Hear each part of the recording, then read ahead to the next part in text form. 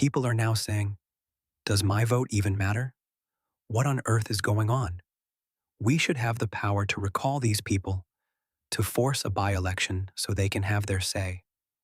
Oh no, I think that's totally wrong. I think floor crossing should be illegal. If you do floor cross, there should minimum be a by-election, because that is unconstitutional and should not be allowed.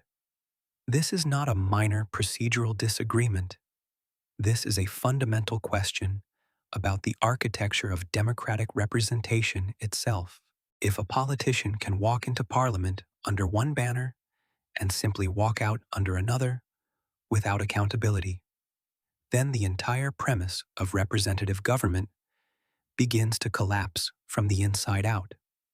Sentiment is going wild in Canada because, well, democracy is dead. If you vote for one party and they are bought or bribed to the other side, what did your vote accomplish? If the government punishes people who don't vote for them, that's not democracy. That's actually a slide to authoritarianism. Canada slams into a breaking point nobody in the political establishment wants to talk about. People are fed up with Carney's power consolidation, openly using the word invasion. This outcome sounds better than what is happening inside their own democratic system.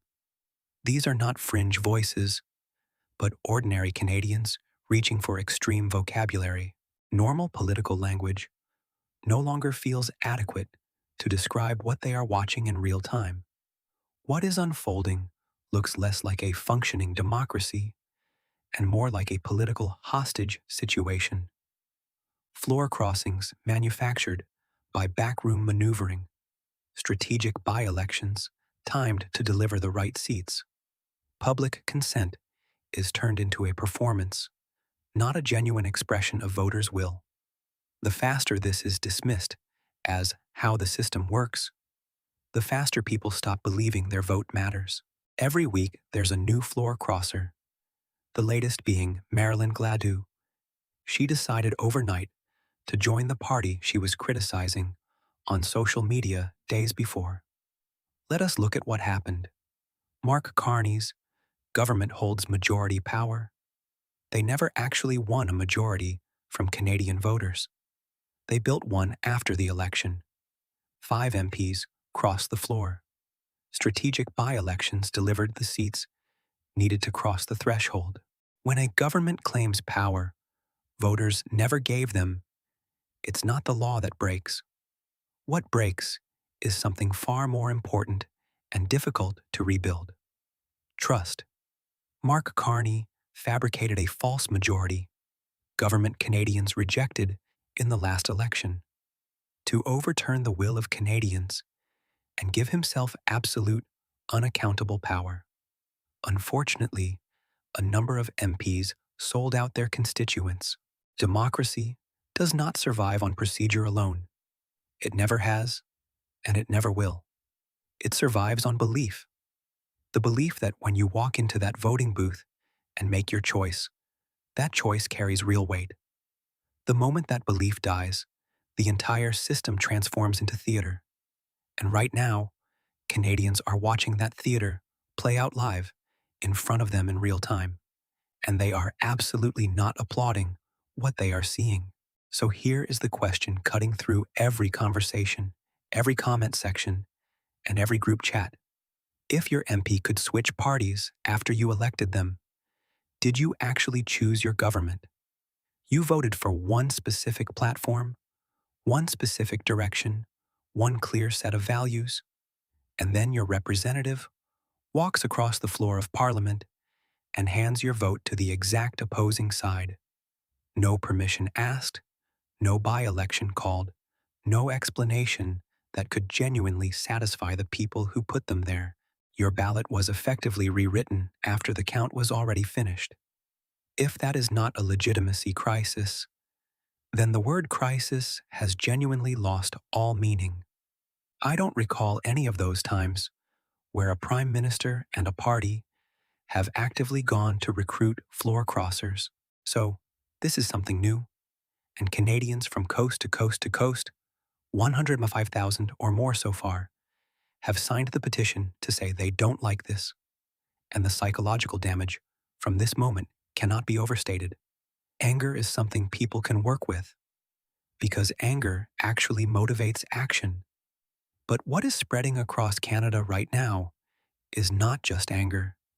It is something considerably worse.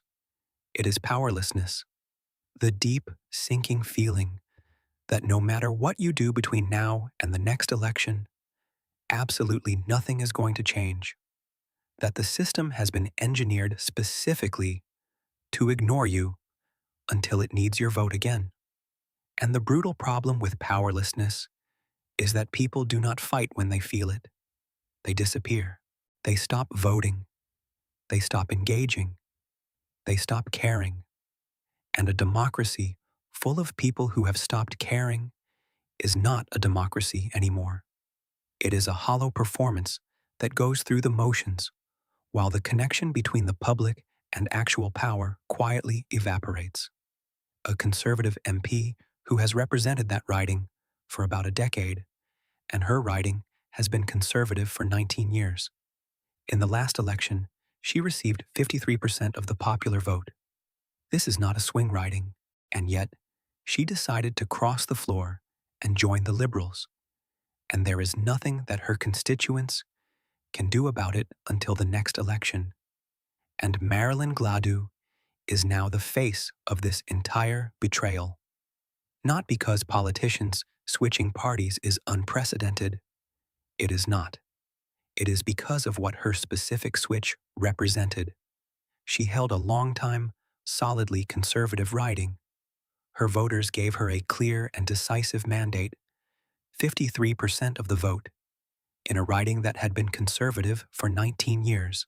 And then she crossed the floor without once going back to ask their permission or explain herself in any meaningful way. She took their mandate and walked it across the aisle, and suddenly, her switch becomes personal. It becomes a human betrayal, wrapped up in parliamentary language. Because the riding did not change its mind. The politician changed sides. Those are completely different things. And every Canadian watching this understands that difference. At a gut level, thousands of Canadians are outraged and have taken to parliamentary petitions to stop it. And now, people are asking questions nobody in the government has comfortable answers to. What exactly did they get? What was offered? What position? What promise? No deals have been confirmed publicly.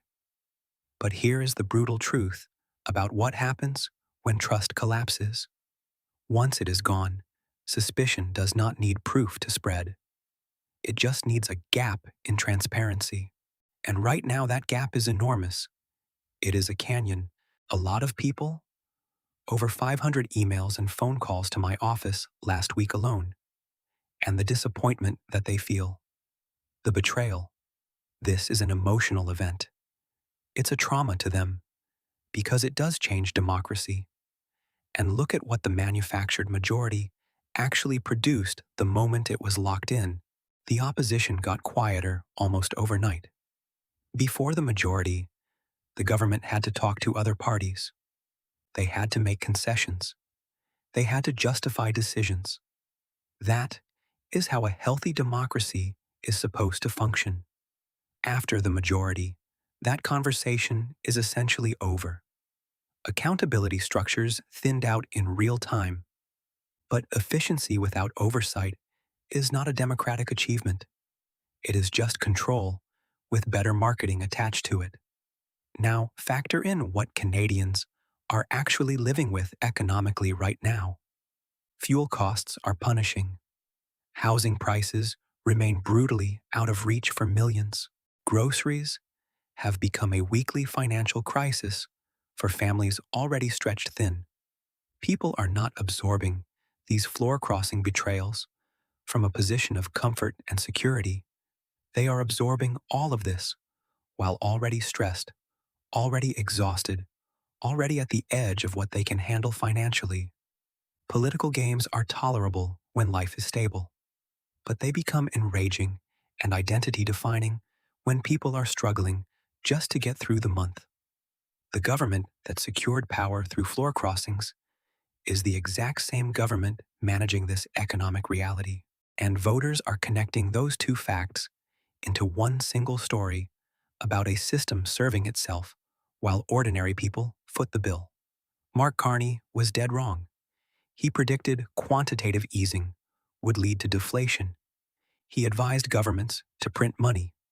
He left so much printed money in the British economy that they had the worst inflation in the G7. And he caused the housing crisis in London, destroying purchasing power for an entire generation of British youth. Now, he came here to repeat the same damage. You cannot ask people to trust your economic management when they do not even trust the circumstances through which you claimed power in the first place. Those two things are not separate conversations. They are the same conversation, reinforcing each other in every direction. And the media is not exactly stabilizing any of this either by consistently focusing on the technical political process, while completely ignoring the lived anger building in millions of people across the country. Mainstream media makes those people feel invisible, and feeling invisible pushes people away from established institutions toward alternative voices that at least acknowledge their frustration is real. Because trust does not just decline gradually, it shifts. And once it shifts away from institutions, it becomes extraordinarily difficult to bring it back.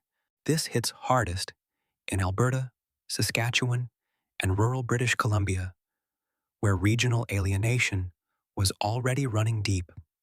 When a government builds power through floor crossings and calls that a mandate, people in those regions do not see legitimacy. They see confirmation of a pattern they've been describing for years. No matter how those regions vote, central Canadian political gravity dominates. And right now, that perception is not fading, it is accelerating. Honestly, I wish I was optimistic. I think we're kind of screwed. We have a lot of debt and very poor management, and externally, Canada is facing pressure that only makes all of this worse.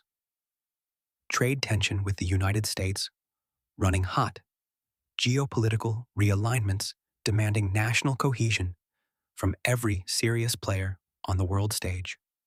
A country internally fractured over whether its own government is legitimate is a country that will struggle badly to project any kind of strength externally. External pressure does not create internal weakness. It exposes it. And right now, Canada has a great deal of internal weakness waiting to be exposed.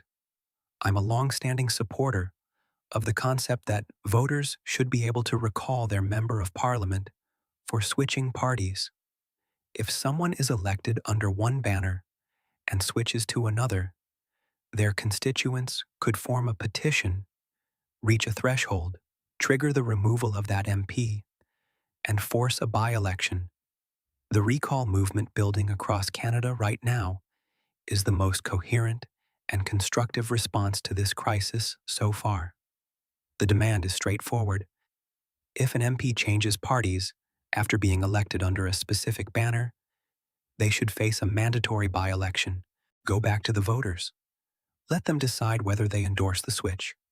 Is that complicated? No. Is it radical? Not even close. It is the most basic possible restoration of the principle that voters, and not politicians, get to decide who represents them. Brain drain is an increasing problem in Canada, with 40% of the top earners having moved to the US. When the people with the most options begin choosing to leave, that is not just an economic statistic. That is a verdict. And when Canadians started openly joking about invasion and sovereignty loss, something genuinely important was being communicated underneath that dark humor. It was not literal fear of tanks crossing the border.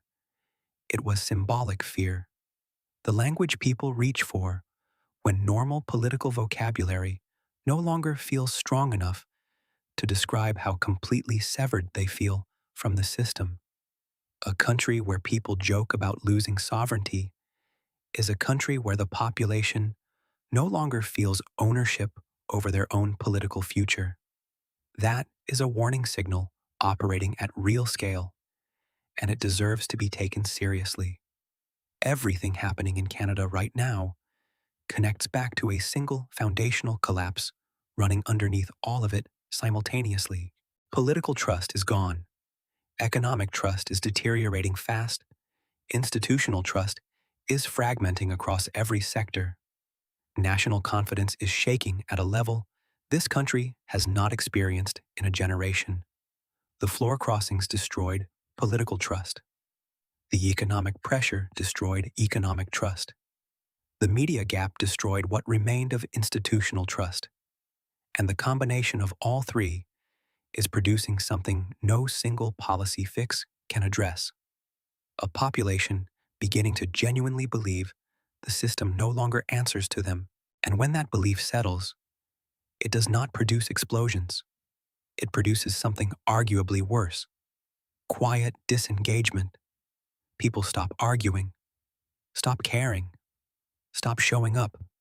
And a democracy where people have stopped showing up is not a democracy in any real, meaningful sense of the word.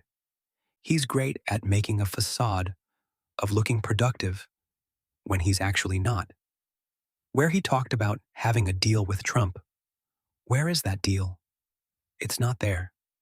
Canada right now is teaching a lesson to the world about what happens when democratic legitimacy erodes, not through a sudden dramatic rupture, but through slow, steady accumulation of smaller betrayals until the foundation itself quietly gives way.